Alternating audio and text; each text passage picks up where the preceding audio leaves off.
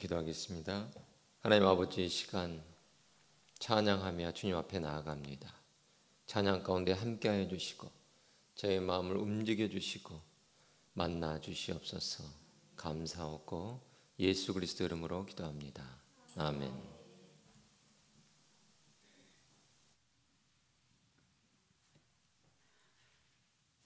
(286장) 함께 찬송하겠습니다.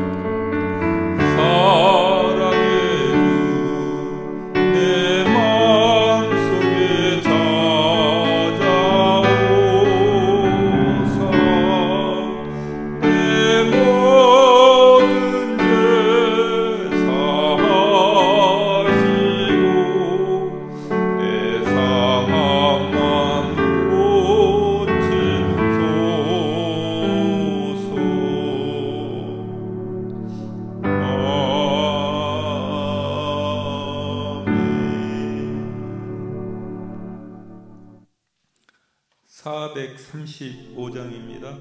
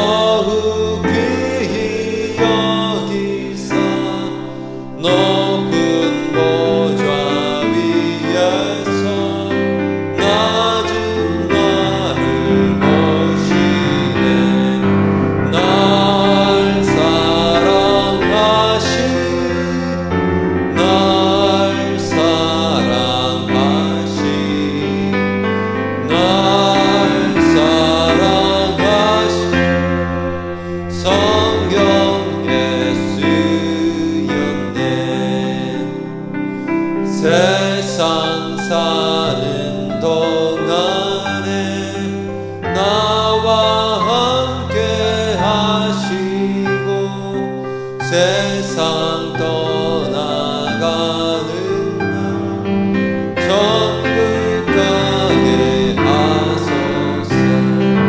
날 사랑하신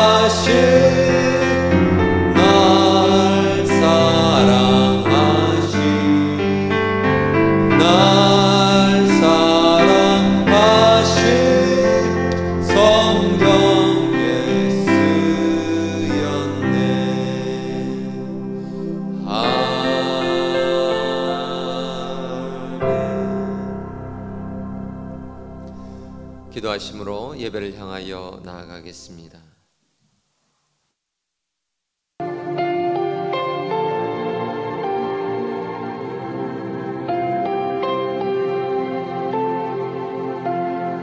흐르는 시간이 한숨만 남기고 반복된 실패 속 지쳐갈 때 내 맘의 소망이 눈물 조각 될 때 내 곁에 다가와 부르시네. 주님의 시선 나를 비추시고 상처난 내 맘 만지시네. 말씀하시고 회복해 하시네. 주의 사랑이 다시 살게 하시네. 흐르는 시간이 한숨만 남기고 반복된 실패 속 지쳐갈 때 내 맘의 소망이 눈물 조각 될 때 내 곁에 다가와 부르시네. 주님의 시선 나를 비추시고 상처난 내 맘 만지시네.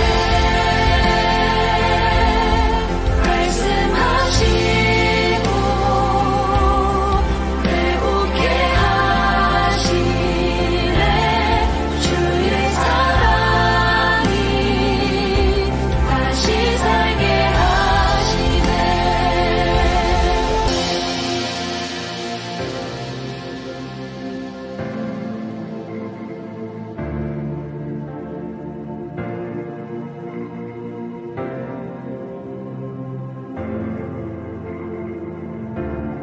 주를 봅니다. 지금 이곳에서 주를 봅니다. 지금 이곳에서 주를 봅니다. 지금 이곳에서 주를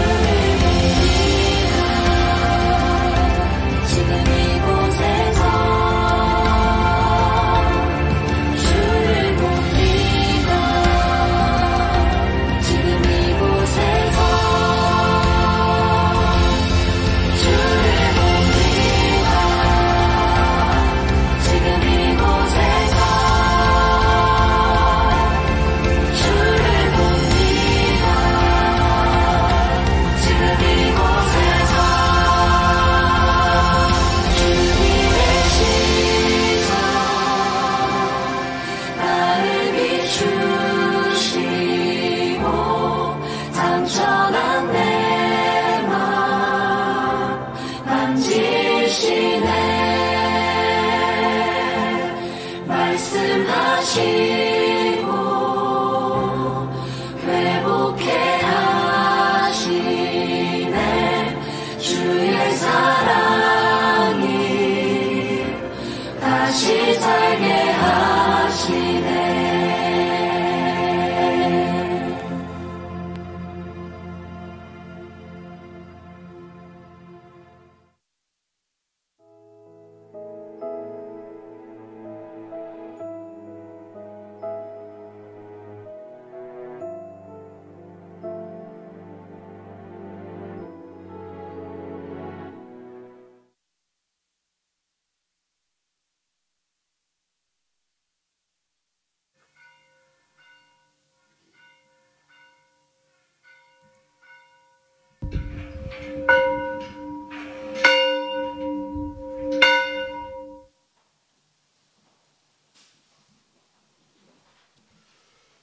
여호와께 감사하고 그의 이름을 불러 아뢰며 그가 하는 모든 일을 만민 중에 알게 할지어다. 그에게 노래하며 그를 찬양하며 그의 모든 기이한 일들을 말할지어다. 그의 거룩한 이름을 자랑하라. 여호와를 구하는 자들은 마음이 즐거울지로다. 아멘.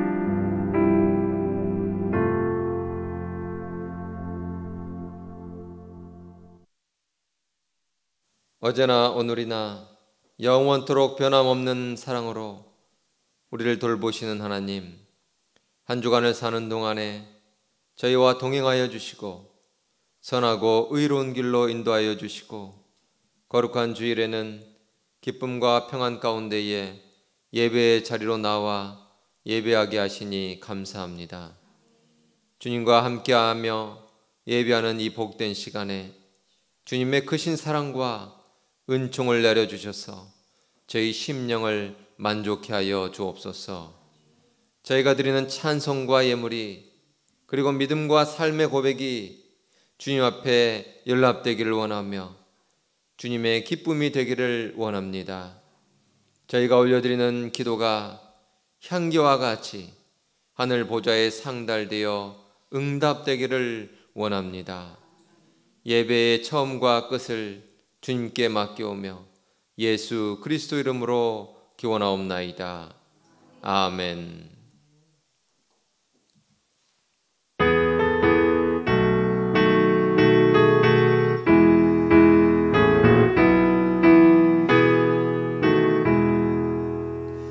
주의 음성을 내가 들으니 사랑한단 말일세.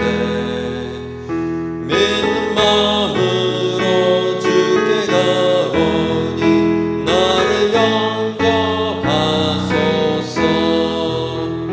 내가 매일 십자가 앞에 더 가까이 가오니 구세주의 흘린 몸의 피로써 나를 정케 하소서.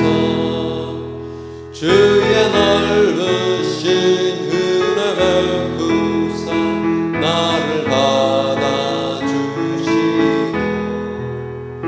나의 품은 뜻 주의 뜻까지 되게 하여 주소서. 내가 매일 십자가 앞에 더 가까이 가오니 구세주의 흘린 몸의 피로써 나를 정케 하소서. 주의 보좌로 나를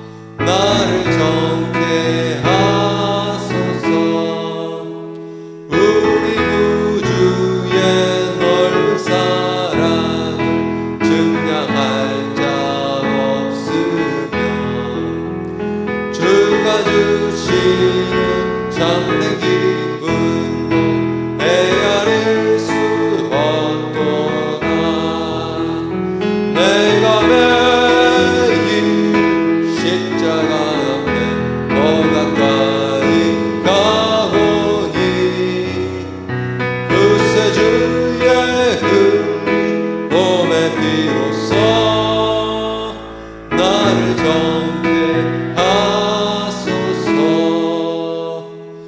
아멘.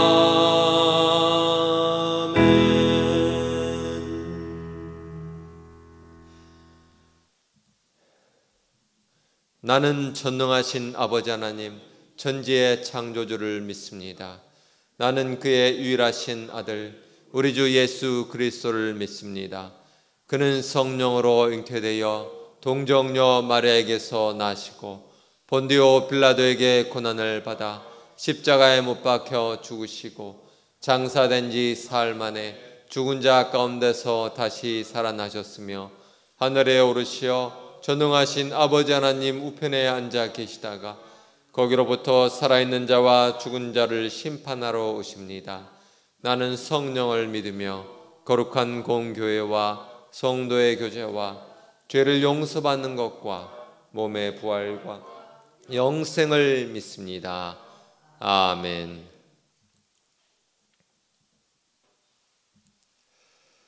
무릇 그리스도 예수와 합하여 세례를 받은 우리는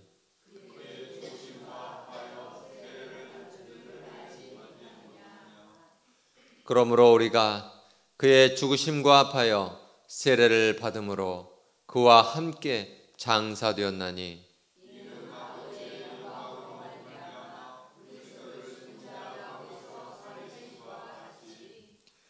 우리로 또한 새 생명 가운데서 행하게 하려 함이라.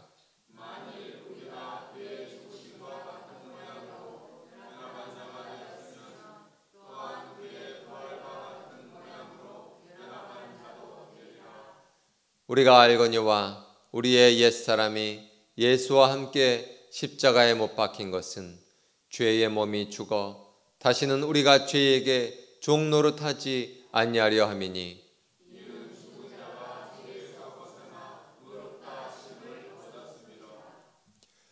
만일 우리가 그리스도와 함께 죽었으면 또한 그와 함께 살 줄을 믿노니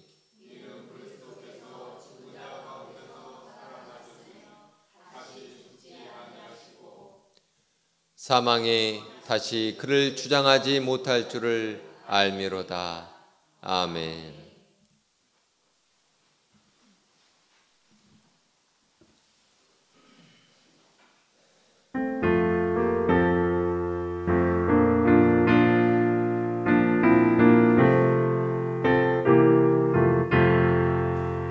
내 영혼이 은총입어 중한 죄짐 벗어버린 슬픔 많은 이 세상도 정금으로 바라구나. 할렐루야 찬양하세. 내 모든 죄 사함받고 주 예수와 동행하니 그 어디나 하늘나라. 주의 얼굴 뵙기 전에 멀리 뵈던 하늘나라 내 마음속에 이루어진 날로 가깝도다. 할렐루야 찬양하세. 내 모든 죄 사함받고 주 예수와 동행하니 그 어디나 하늘나라. 높은 산이 거친 들 조망이나 궁궐이나 내 주 예수 모신 곳이 그 어디나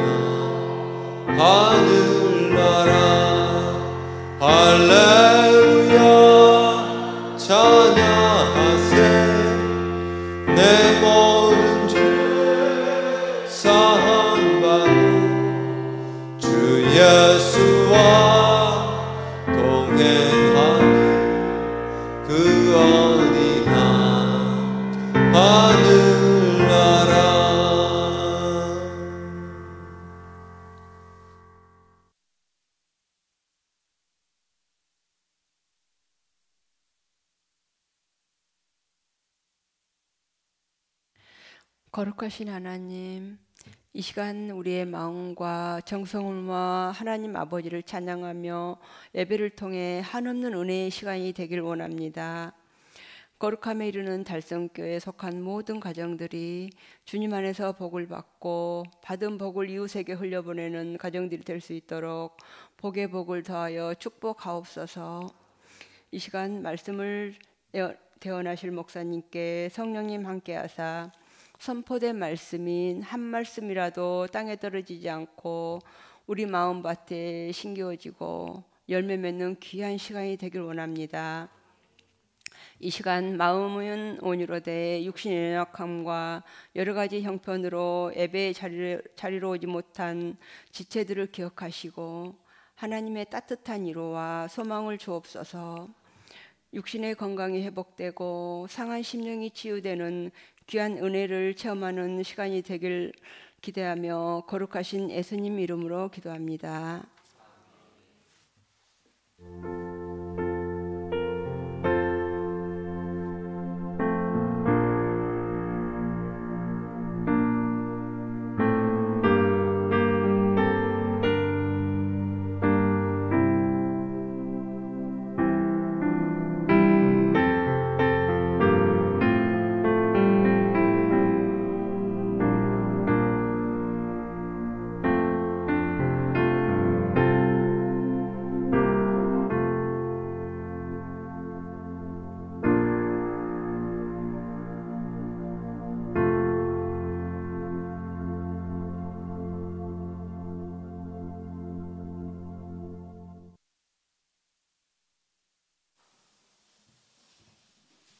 오늘 하나님께서 주신 말씀은 히브리서 9장 10장 9절로 22절 말씀입니다.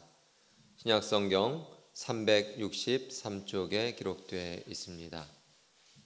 히브리서 9장 10장 9절로 22절 말씀입니다.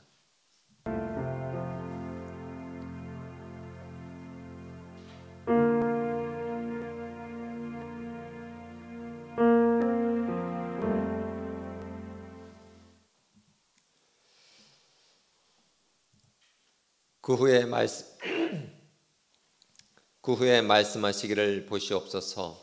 내가 하나님의 뜻을 행하러 왔나이다 하셨으니 그 첫째 것을 폐하심은 둘째 것을 세우려 하심이라. 이 뜻을 따라 예수 그리스도의 몸을 단번에 들이심으로 말미암아 우리가 거룩함을 얻었노라.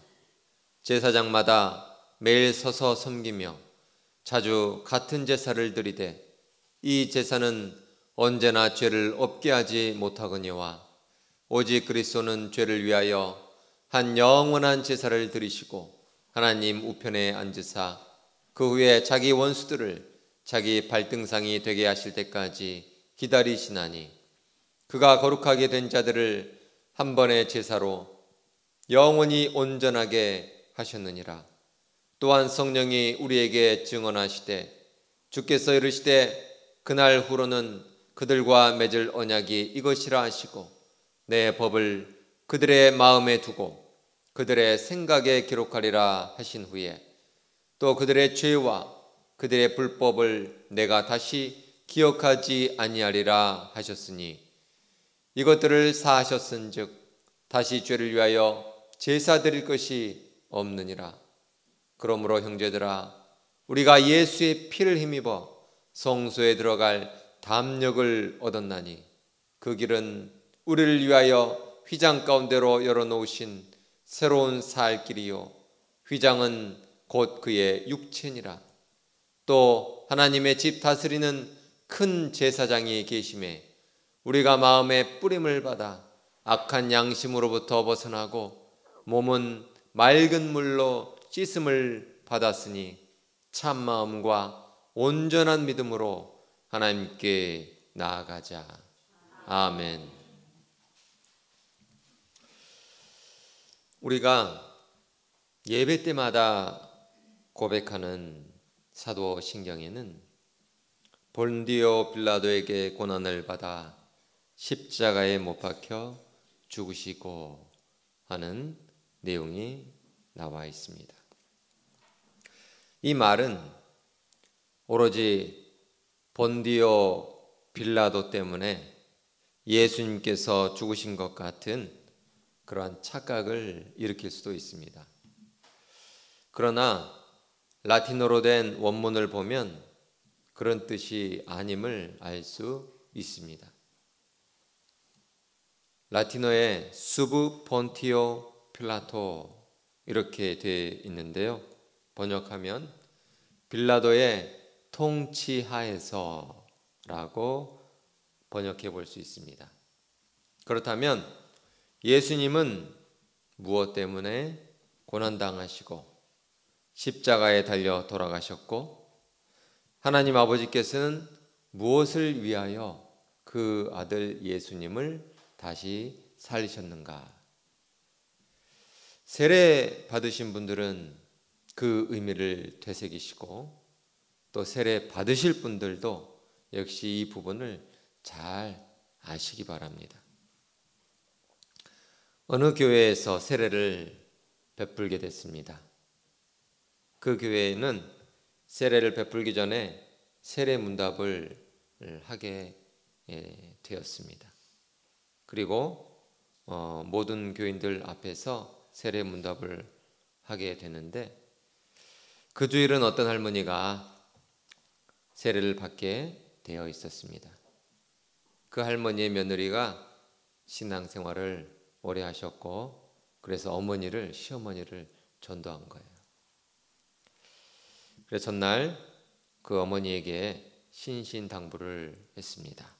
어머니, 만일 목사님이 왜 예수님께서 십자가에서 달려 죽으셨습니까? 하고 물어보시거든 무조건 내 죄 때문에 죽으셨습니다. 이렇게 대답하세요. 이렇게 가르쳐 드렸어요. 아시겠어요? 그러니까 할머니가 잘 알아들었다고 고개를 끄덕끄덕 했습니다. 그래서 며느리가 이제 있다가 그래도 안심이 안 돼서 다시 물어봤어요.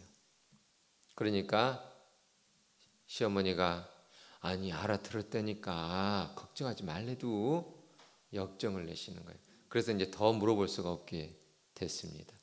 드디어 다음 날 세례를 베풀고 그러면서 세례 문답이 시작이 됐어요. 아니나 다를까 목사님이 물어보는 거예요. 교인들 앞에서 똑같이 물어보십니다. 할머니, 제가 가장 중요한 질문 하나만 드릴게요. 예수님은 왜 십자가에 달려 돌아가셨습니까? 그러니까 할머니가 조금도 망설이지 않고 대답을 하시는 거예요. 예, 그것은 우리 며느리 죄 때문입니다. 그 소리를 듣고 모두가 다 웃었다고 합니다. 거룩한 미래는 다성교지체 여러분, 신앙 고백은 나 개인이 하는 것입니다. 예수님께서 우리 죄를 위해서 십자가에 달려 돌아가셨습니다. 그러나 고백은 어떻게 합니까? 우리 죄 때문에 십자가에 달려 돌아가셨습니다 하는 것이 아니라 나의 죄 때문에 십자가에 달려 죽으신 것입니다. 이렇게 고백하는 것이 맞죠? 구원은 한 영혼에게 주어지는 선물이기 때문입니다. 부인이 신앙생활 잘하면 남편이 구원 받습니까? 아니죠. 예. 하나님께서 은혜를 부어주시면 우리가 그 구원의 선물을 받는 것이죠. 유대의 종교 권력자들이 주님을 죽일 계획을 세우고 가룟 유다가 예수님을 팔아 넘기고 빌라도의 치세하에서 십자가에 달려 돌아가셨지만 결국 구원받을 사람은 누구입니까? 바로 나이죠.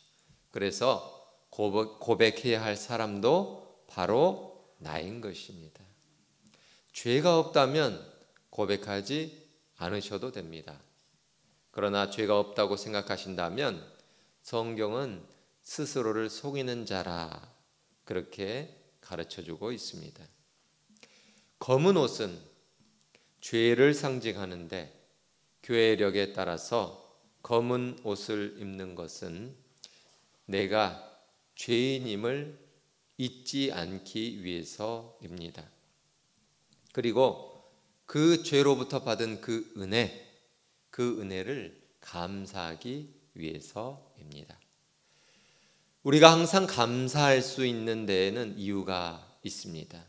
그리고 감사할 수 있는 때는 나에게 있는 것, 내가 가지고 있는 그 모든 것들이 당연한 것이 아님을 알 때입니다. 내가 구원받은 것이 당연한 것이 아니고 예수님께서 나 대신 그 대가를 치러 주셨기 때문에 그것을 잊지 않고 감사할 수 있게 되는 것입니다. 오늘 베풀어질 세례는 물 세례입니다. 그러나 성령님께서 베풀어 주시는 세례는 성령 세례입니다. 우리 몸은 물로 몸을 씻지만 우리 마음은 성령으로 씻어야 하기 때문입니다. 물은 우리 눈으로 볼 수 있지만 성령님은 우리 눈으로 볼 수 없습니다. 니고데모가 예수님에게 물었습니다. 그러자 예수님께서 대답하시기를 저 바깥에 바람이 부는 것을 보면 어떠한가? 바람에 나뭇가지가 흔들리는 것, 그것을 통해서 보이지 않는 바람이 있다는 것을 우리가 깨달을 수 있지 않은가? 성령님께서 우리 눈에 보이지 않으시지만 그럼에도 성령님이 역사하시는 그 변화의 바람, 그것을 맞는 사람들마다 그 흔들리는 나뭇가지들이 변화된 우리인 것처럼 변화된 사람들의 모습을 바라보면 성령님께서 지금 계시고 역사하신다는 것을 우리가 깨달을 수 있지 않은가 하는 말씀을 요한복음 3장에서 발견할 수 있을 것입니다. 먼저는 성령님이 내 마음 가운데 임하시면 내 마음이 달라지고 내 생각이 달라지기 시작합니다. 그동안 내 인생의 주인이 나였어요. 내 먹고 싶은 거 먹고 하고 싶은 거 하고 가고 싶은 거 가고 내 마음대로 내 인생은 나의 것 노래 부르면서 그렇게 살아왔습니다. 그러나 이제는 내 인생의 주도권이 내 것이 아니라 이제는 예수님 것으로 변화되기 시작하는 것이지요. 이전에는 나를 위하여 살았지만 이제는 하나님을 위하여 살기 시작하는 것입니다. 그렇게 조금씩 삶이 변화되기 시작한다면 성령님께서 내게 베푸시는 이 성령의 세례, 이 세례를 받아서 내 생각도 변화되기 시작하는 것이고 내 행동도 변화되기 시작하는 것이고 결국 내 삶이 모두가 다 변화되기 시작하는구나 하는 것을 깨닫게 될 것입니다. 오늘 주신 말씀을 다시 한번 읽겠습니다. 내용이 길지만 한 절 한 절을 다시 한번 새기면서 천천히 읽으시겠습니다. 시작. 그 후에 말씀하시기를 보시옵소서 내가 하나님의 뜻을 행하러 왔나이다 하셨으니 그 첫째 것을 패하심은 둘째 것을 세우려 하심이라. 이 뜻을 따라 예수 그리스도의 몸을 단번에 들이심으로 말미암아 우리가 거룩함을 얻었노라. 제사장마다 매일 서서 섬기며 자주 같은 제사를 드리되 이 제사는 언제나 죄를 없게 하지 못하거니와 오직 그리스도는 죄를 위하여 영원한 제사를 드리시고 하나님 우편에 앉으사 그 후에 자기 원수들을 자기의 발등상이 되게 하실 때까지 기다리시나니 그가 거룩하게 된 자들을 한 번의 제사로 영원히 온전하게 하셨느니라.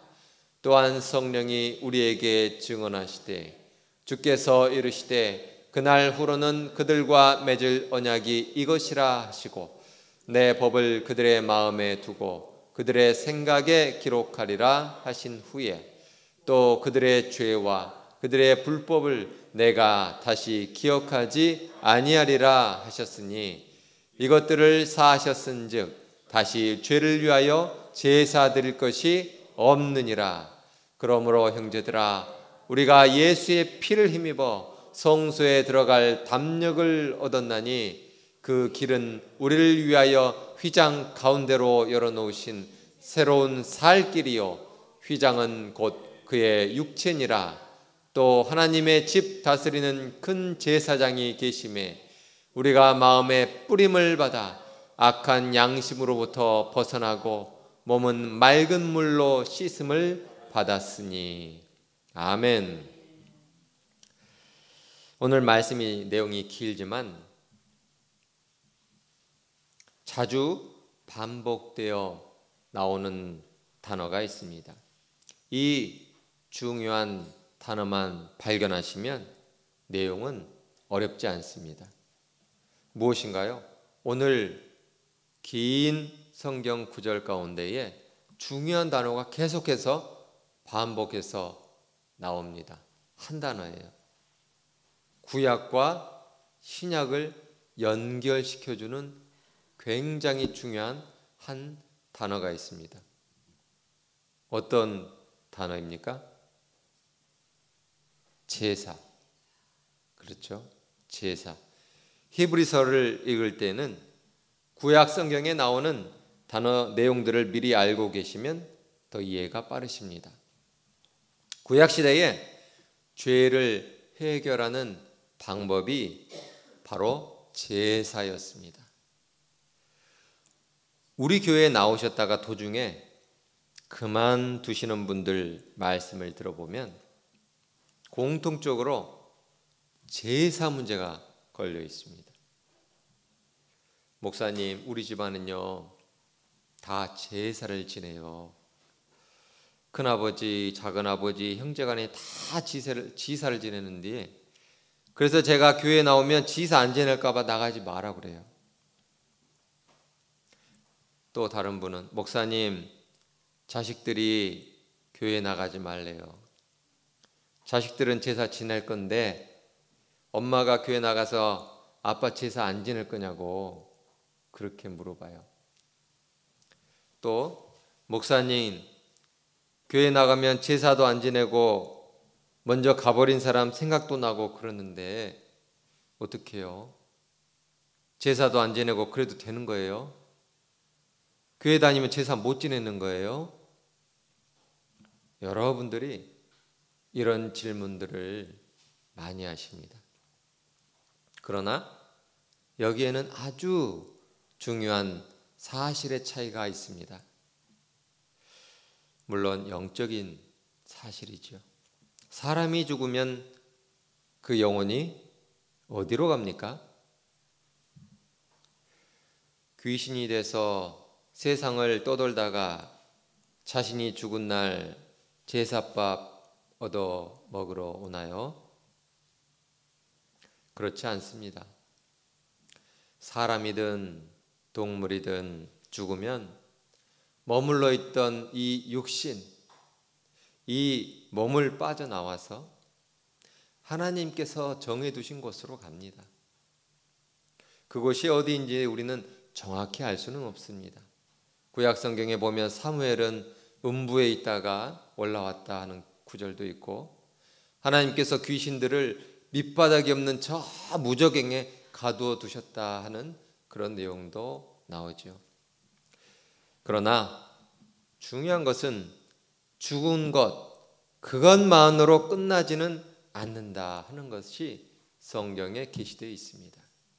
마지막 때 하나님께서 심판대 앞에서 산자와 죽은 자들을 다 모시고 심판하시기 때문입니다. 구원받은 사람들이 죽음이 두렵지 않은 이유는 그것이 잠시 잠깐처럼 지나가 버리기 때문입니다. 매일매일 하루를 마치고 밤이 되면 잠이 드는 것처럼 우리는 인생의 밤을 맞이하게 되면 잠이 들게 되는데 그것이 죽음입니다. 예수님께서 나사로야 일어나라 하였을 때에 나사로가 그 잠에서 깨어나서 다시 일어났던 것처럼 예수님께서 우리를 다시 깨우실 것입니다. 다만 우리가 서로 사랑함으로써 헤어져서 이별하게 되는 것, 그것이 슬프고 그것 때문에 그리운 것이지요. 그래서 우리가 고인이 별세한 날을 기억하고 그것을 추념하는 것입니다. 그것을 추도식이라고 말합니다. 교회를 다니는 믿는 사람들도 같은 의미로 사랑하는 사람들을 다시 기억하고 함께 가족들이 모여서 예배드리고 추도식을 하고 그리고 그 고인을 기리고 또 고인의 삶을 통하여 교훈을 얻습니다. 추도식 때에 죽은 영혼을 위한 음식을 차리지는 않습니다만 다만 잊지 않고 모여서 함께 추도식을 드렸기 때문에 살아있는 사람들이 함께 음식을 나누는 것이지요.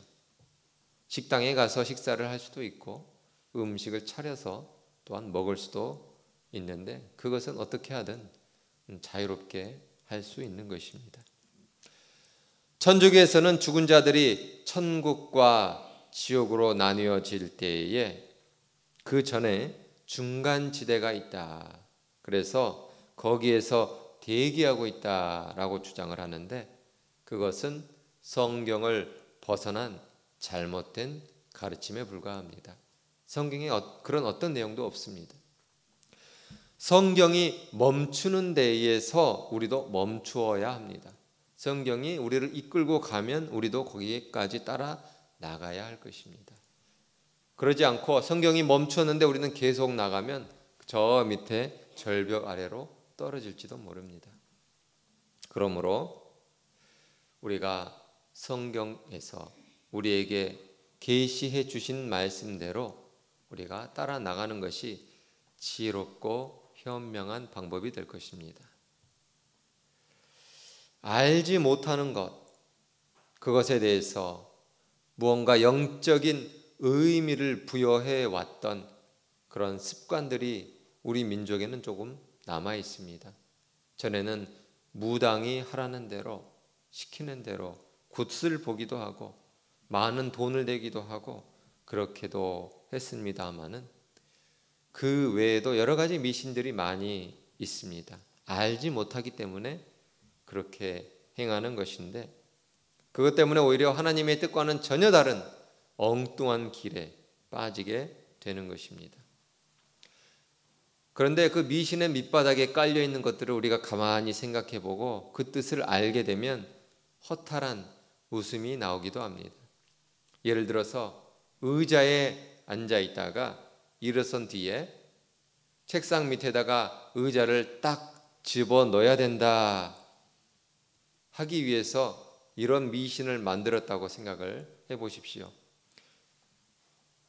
잘 들어봐도 의자에 앉아 있다가 그 의자를 책상 안에 집어넣지 않으면 그 자리에 귀신이 앉는데 그렇게 하면은 무서워가지고 의자를 꼭 집어넣을 거예요. 자, 문지방 밟고 다니면 안 되는데 문지방 밟고 다니지 마.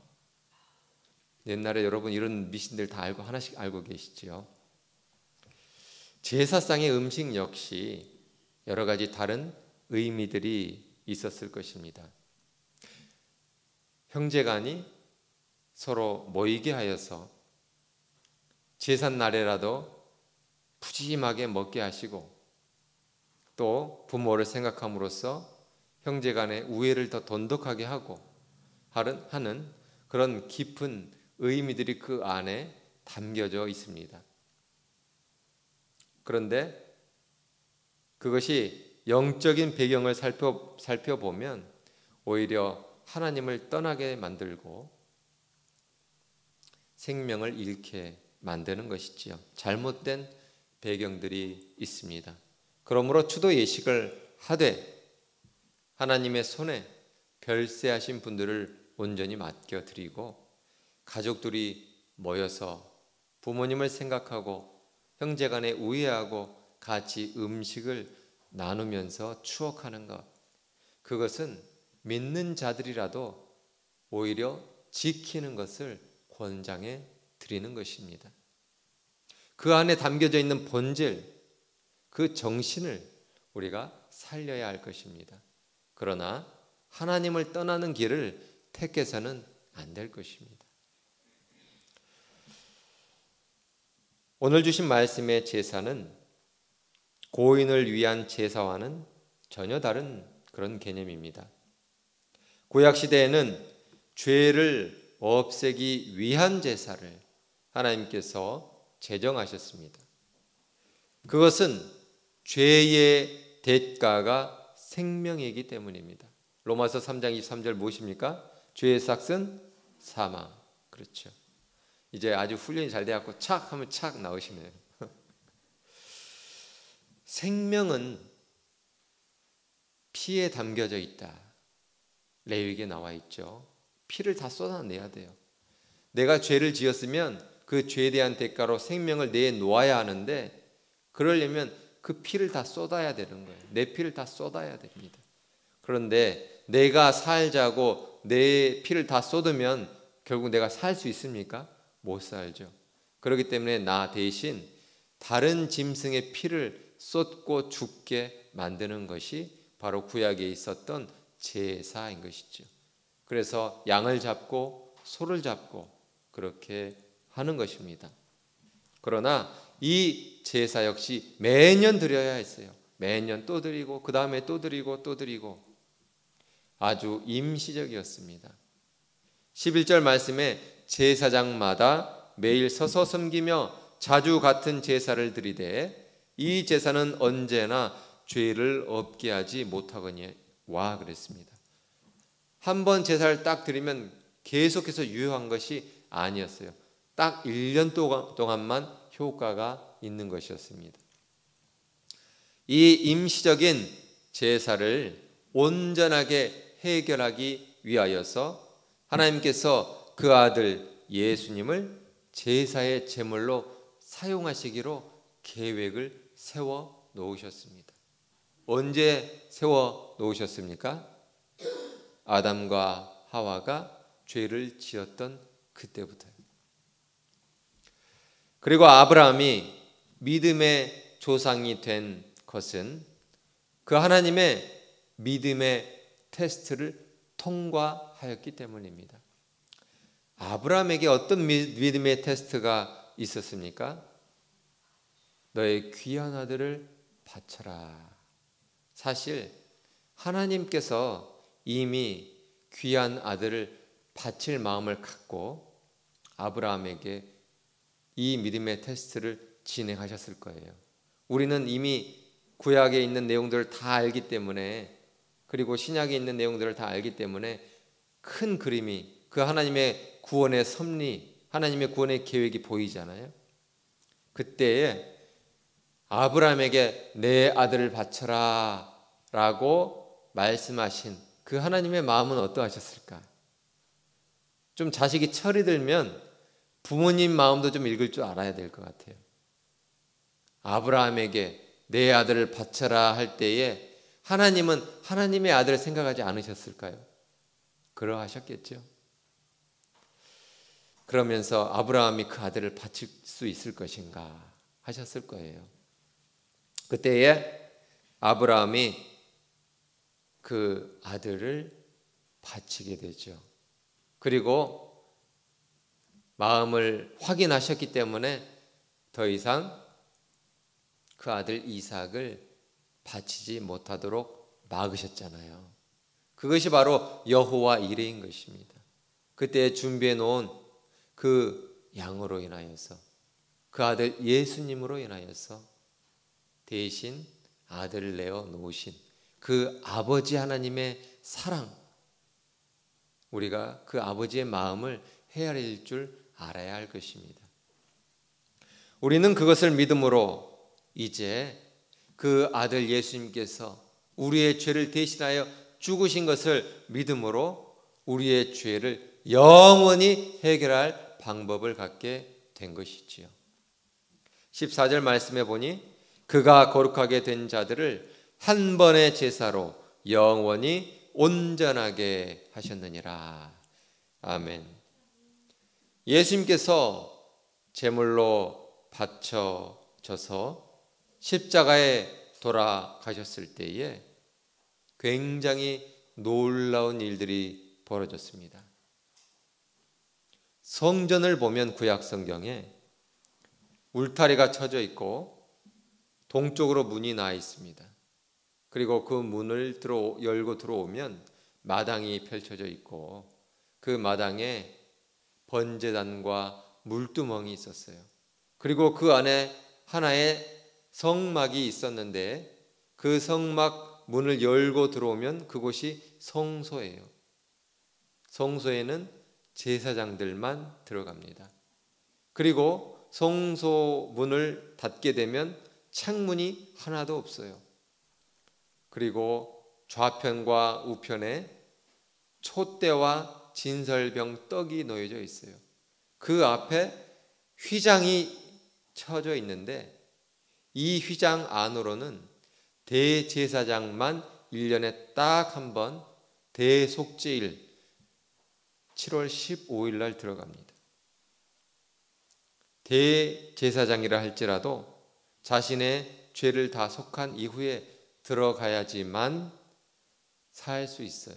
그렇지 않고 들어가면 누구라도 죽게 되어 있습니다.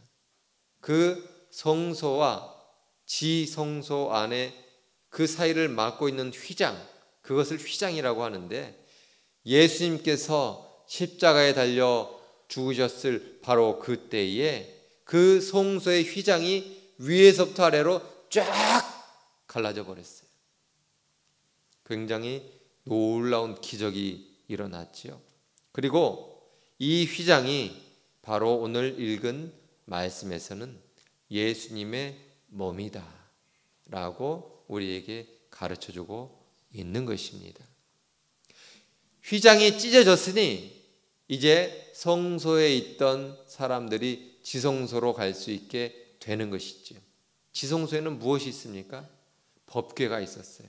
하나님의 말씀이 있었어요. 즉 하나님의 말씀은 무엇을 상징합니까? 바로 하나님의 임재를 뜻하죠. 이제 예수님께서 죽으심으로 말미암아 누구든지 대제사장만이 아니라 누구든지 하나님께 나아갈 수 있게 됨을 우리에게 가르쳐주고 있는 것이죠. 그리고 그 길이 바로 생명의 길이 되었다 하는 것을 우리에게 명확하게 알려주고 있는 것입니다. 20절 말씀, 그 길은 우리를 위하여 휘장 가운데로 열어놓으신 새로운 살 길이요 휘장은 곧 그의 육체니라. 아멘. 여러분, 이제 20절 말씀이 명확하게 다가오시지요. 로마서에서는 할례를 육신이 아니라 마음에 하는 것이라고 가르쳐주고 있습니다. 오늘 주신 말씀 22절에는 마음의 뿌림을 받는 것이라 하고 되어 있습니다. 22절 말씀 같이 읽겠습니다. 우리가 마음의 뿌림을 받아 악한 양심으로부터 벗어나고 몸은 맑은 물로 씻음을 받았으니 참 마음과 온전한 믿음으로 하나님께 나아가자. 아멘. 마음의 뿌림을 받아 이렇게 되어 있는데 마음에 무엇을 뿌렸을까요? 그래서 뿌림을 받게 되었을까요? 구약 성경에서 제사는 피를 뿌렸어요. 피를 뿌릴 때 죄의 용서함을 받았습니다. 그러므로 이 피는 어떤 누구의 피일까요? 예수님의 피가 되겠죠. 예수님의 피를 내 마음에 뿌릴 때 죄가 영원히 단번에 용서받을 수 있음을 가르쳐주고 있습니다. 우리가 성찬식 때마다 주님의 잔을 주님의 피로 받는 것이지요. 포도주로 받지 않습니다.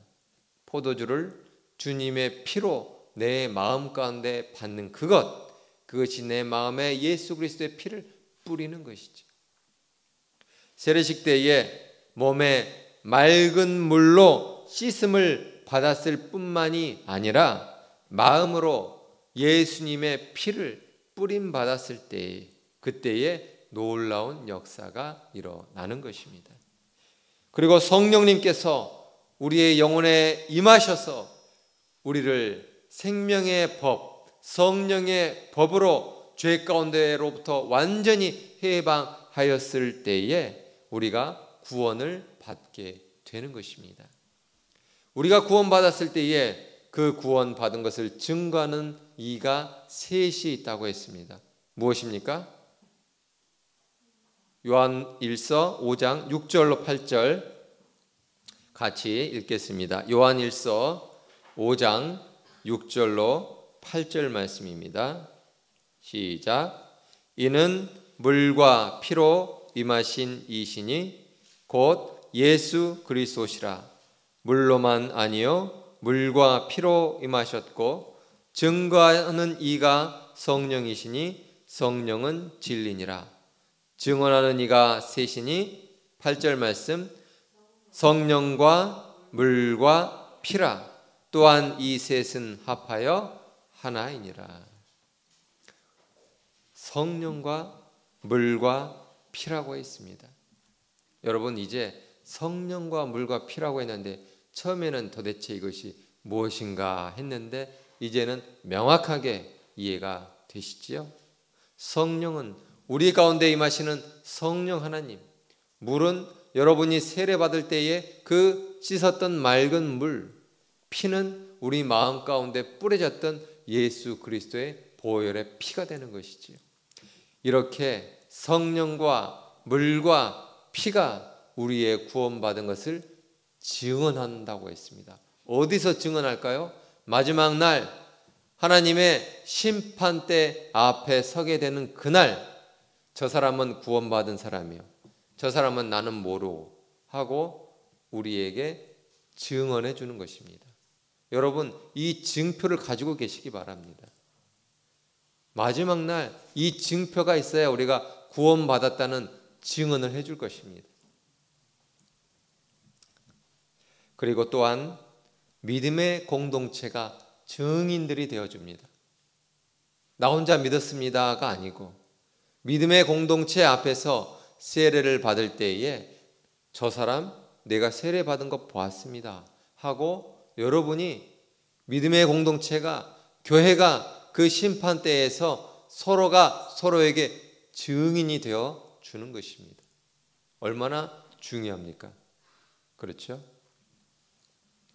뿐만 아니라 믿음의 공동체는 이 땅에서 그 심판대까지 가지 않더라도 이 땅에서 우리가 신앙생활 할 때에 서로가 서로 넘어지지 아니하도록 넘어지더라도 다시 일어날 수 있도록 붙들어 주는 것입니다. 마지막 최종 종착지까지 잘 도착할 수 있도록 중간에 넘어지지 않도록 같이 가주는 것입니다. 하나님께로 가는 이 거룩한 길, 생명의 길을 쉼없이 끊임없이 걸어갈 수 있도록 주님의 이름으로 축복합니다. 말씀 묵상하겠습니다. 본질로 돌아갑시다.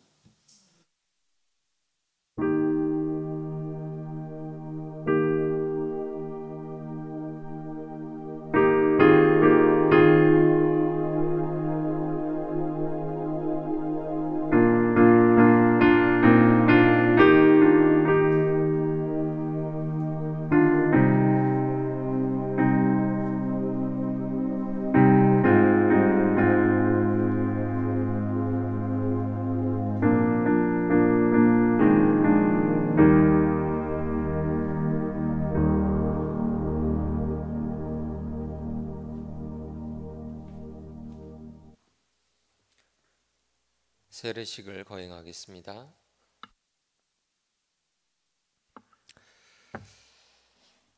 최홍규 씨, 앞으로 나와서 서 주시기 바랍니다.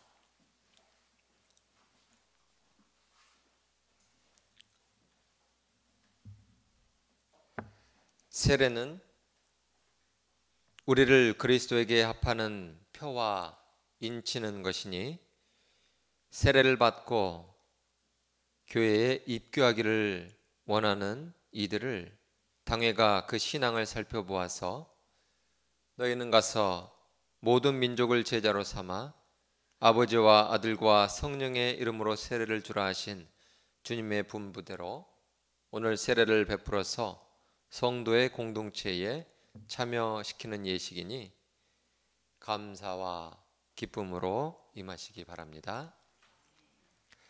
하나님의 말씀 읽겠습니다.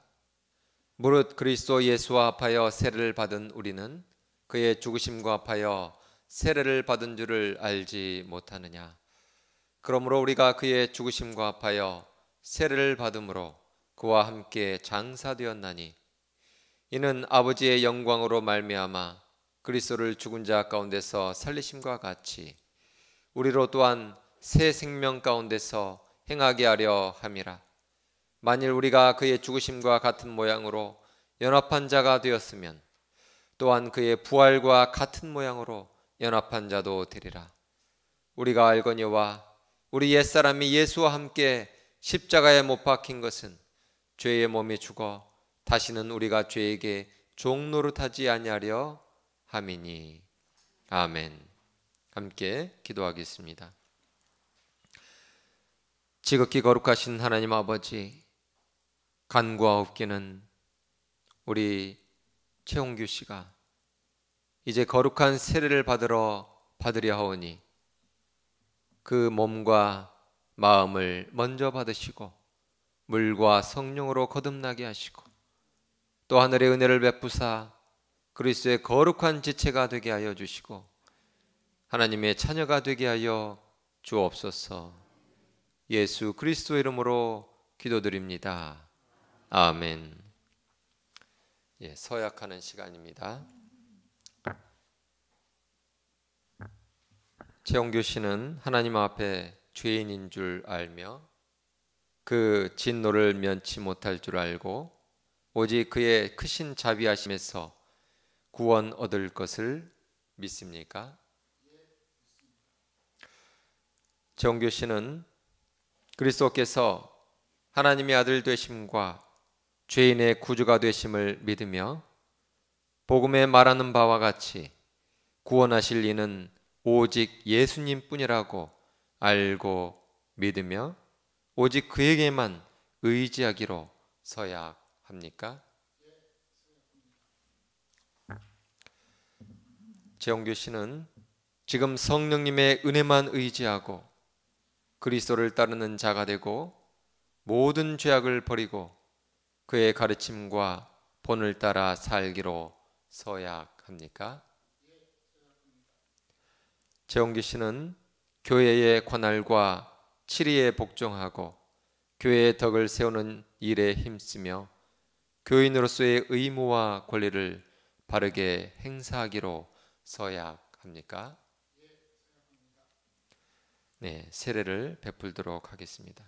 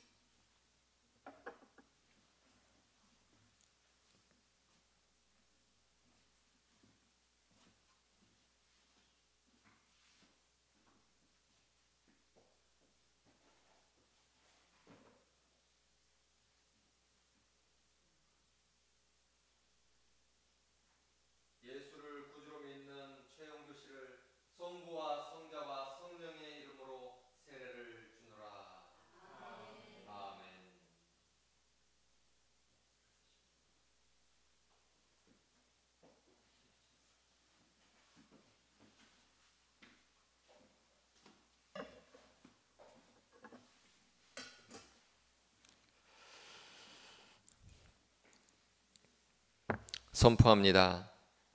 최홍규 씨는 오늘 거룩한 세례를 받아 달성교회의 세례 교인이 된 것을 성부와 성자와 성령의 이름으로 선포하노라. 아멘. 네, 들어가십시오.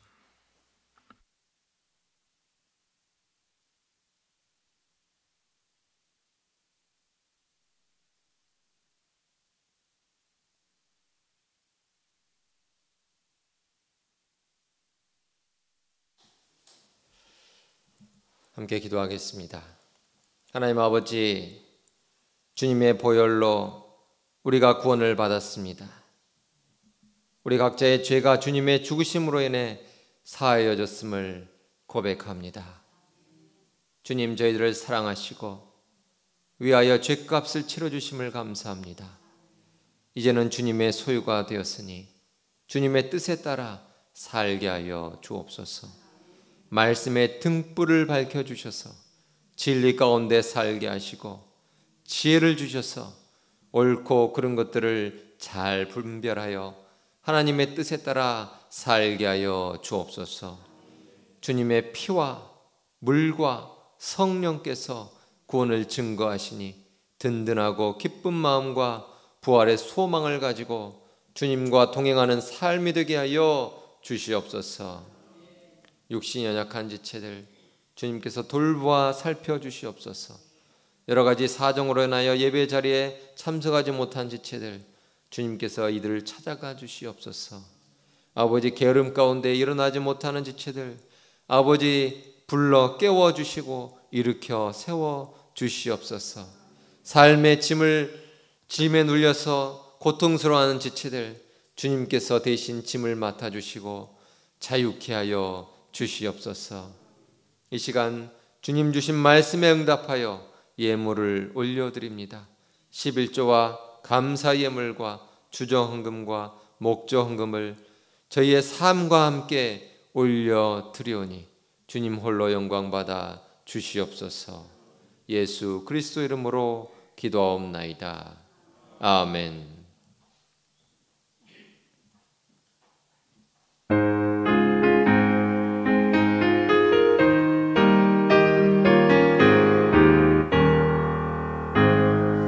흑암에 사는 백성들을 보라. 수많은 심령 멸망하겠네. 누가 갈까 주의 복음 들고 생명을 구원하는 곳으로. 큰 권세 주께 있으니 큰 권세 주께 있으니 너는 가서 주의 복음 전하.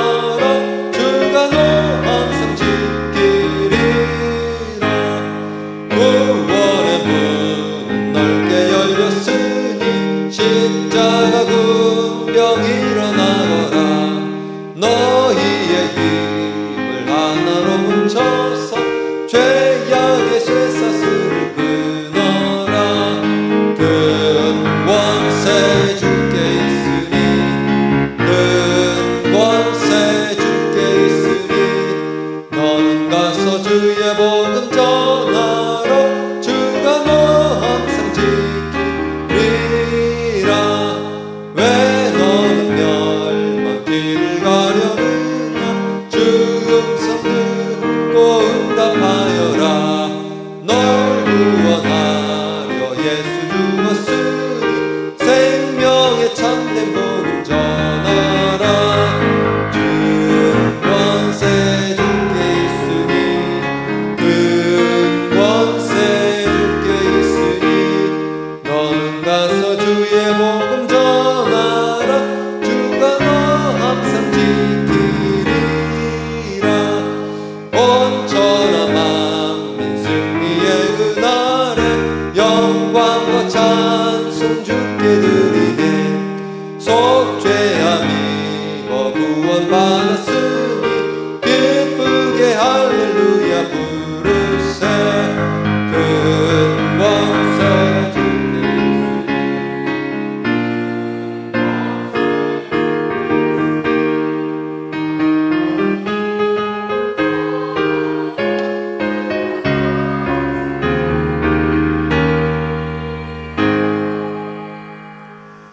다 같이 일어나서 두 손 들고 찬양하시겠습니다. 살아계신 주 나의 참된 소망 걱정 근심 전혀 없네 사랑의 주네 갈 길 인도하니 내 모든 삶의 기쁨 늘 충만하네.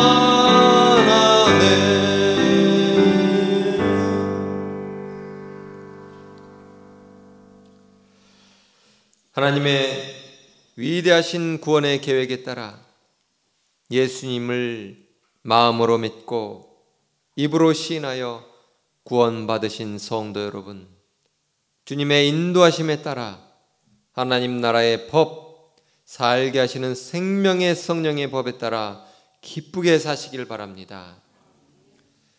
이제는 우리 주 예수 그리스도의 은혜와 하나님 아버지의 지극히 크신 사랑하심과 성령의 교통하심이 단번에 드리는 제사를 통하여 영원히 죄를 사하여 주시고 온전케 하여 주시는 예수님을 마음으로 믿고 입으로 찬양하며 영광 돌려 드리기를 원하는 거룩함에 이르는 달성교회 지체들 머리머리 위에와 선교지와 다음 세대 위에 영원토록 함께 없시기를 간절히 축원하옵나이다.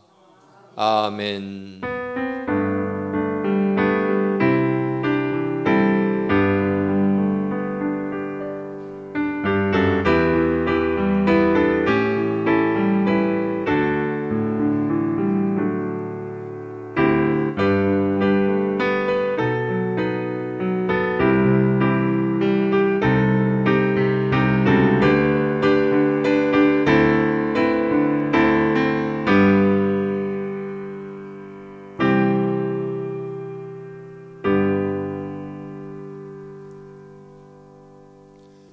자리에 앉으시겠습니다. 서로 인사하겠습니다. 사랑합니다. 잘 오셨습니다. 예, 오늘 축하할 일이 있어서 꽃까지 준비하신 것 같아요. 우리 최영규 씨하고 또 정옥금 권사님하고 앞으로 잠깐 나오십시오. 꽃 드리겠습니다. 우리 꽃 드릴 때 박수로 축하해 주시기 바랍니다. 잠깐 앞으로 나와주세요. 네? 예. 얼른 나오세요. 네. 축하드립니다.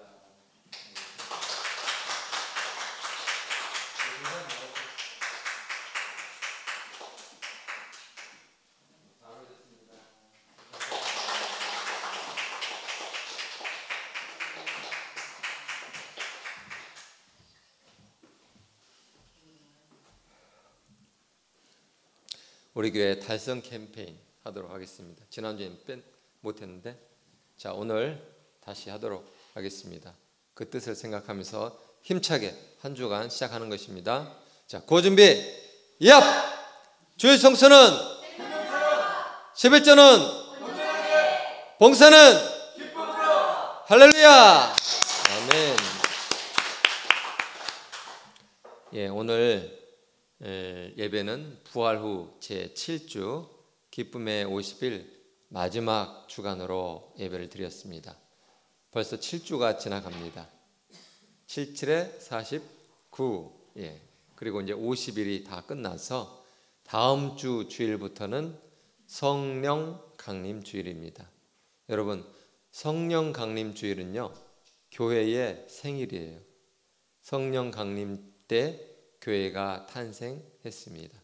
그래서 성령 강림 주일은 다음 주가 우리 교회가 아니고 우리 모든 교회의 생일이 되지요. 그러면 오늘은 누구 생일일까요? 최홍규 씨 영적 생일이죠. 예, 이제 최홍규 성도님이라고 불러도 될 것 같아요. 예수님을 믿지 않는 분을 교회에서는 누구누구 씨 이렇게 부르고, 예수님을 이제 믿어야, 세례를 받아야 성도라고 부릅니다. 우리는 다 성도예요. 다 성도. 그리고 이제 누구 집사님, 권사님 이렇게 부르는 것은 이제 그분의 맡은 직분이 있어서 그렇게 부르는 것이지, 우리는 집사든 권사든 목사든 누구든지 다 성도입니다. 오늘 세례식 최홍규 성도님 축하드리고요. 그다음에 차량헌금 목표 2,640만 원. 목표가 왜 이겁니까?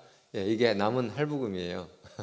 그러므로 목표 2,640만 원 2차 시작됐습니다. 이번 주부터. 주중에 김가영 성도님, 김성배 목사님 따님께서 온라인으로 보내주셨습니다. 감사합니다. 그리고 정옥금 권사님 우리 교회에 등록해 주셔서 감사드리고요. 소망교회 다니셨다고 하는데 소망교회 목사님하고 저하고 친해요. 그래서 제가 목사님한테 연락 드려야 될 것 같아요. 제가 오시라고 한 거 아니에요, 목사님. 예, 잘 맞는 교회 잘 찾아서 다니시면 좋을 것 같습니다. 오늘 2부 순서는 나눔의 식탁이 없고요. 다음 주 그리고 그 다음 주는 있습니다. 혹시 빠진 내용 있나요? 이거 한 가지 말씀드리고 싶어요. 우리 교회는 제가 이렇게 딱 보면 한눈에 추석 체크가 돼요. 그런데 비어있는 자리가 있으면 왜 못 나오셨을까 하는 그런 생각이 예배 드리기 전부터 들어요, 마음에. 그래서 설교하는 내내 그 생각이 어딜 가지 않아요. 왜 못 나오셨을까? 왜 못 나오셨을까? 제가 미리 연락을 받으면 그냥 못 나오신 이유를 알고 있는데, 그렇지 않고 모르는 경우에는 늘 예배 끝날 때까지 왜 못 나오셨을까? 그게 머릿속에 남아 있거든요. 그러므로 미리 제게 연락을 주시면 매우 감사하겠습니다. 네. 함께 일어나서 찬송하시겠습니다.